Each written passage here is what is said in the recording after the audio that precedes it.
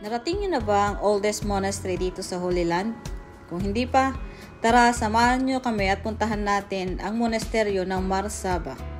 At tulad ng dating naming ginagawa, sumasama lang kami sa mga nagpapatrip dito para makarating kami sa mga holy places na gusto naming puntahan. Para sa inyong kaalaman kasi guys, napakadalang na mga nagpapatrip papunta ng Mar Saba. Kaya naman nung nakakita kami ng post o advertisement na merong trip sa Mar Saba, hindi na kami nagdalawang isip na sumama. Bale, dalawa nga lang pala kami sumama. So shout out sa kaibigan natin all the way from Korea. By the way guys, galing kami ng Tel Aviv. So from Tel Aviv, kailangan namin bumiyahe hanggang Bethlehem. And from Bethlehem, kailangan namin mag-transfer sa minibus para makarating sa monasteryo. Located kasi siya sa Judean Desert, going east ng Bethlehem.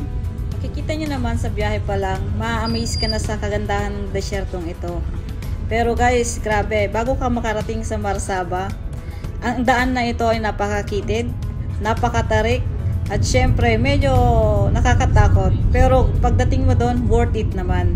At ayun na nga, after 15 minutes na biyahe namin sa minibus, ay nakarating na rin kami sa Mar Saba. So ano nga ba ang Mar Saba? So from the root word Mar, ito ay isang saint, at ang Saba, ito ay isang old man. Alam nyo bang Mar Saba is preserving one of the Asian tradition is not allowing any woman to enter in the monastery.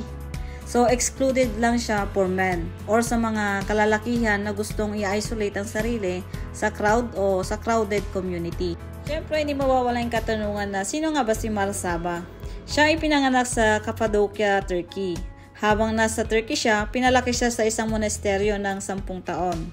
At nung nakatungtong siya sa edad na 18, nagpunta siya dito sa Land of Israel. So ang ginawa lang niya, nag-travel lang siya sa Mount of Judea. So he spent around 5 years in Judean Mountain hanggang natagpuan niya ang place na to at nakatagpo siya ng kuweba o yung cave.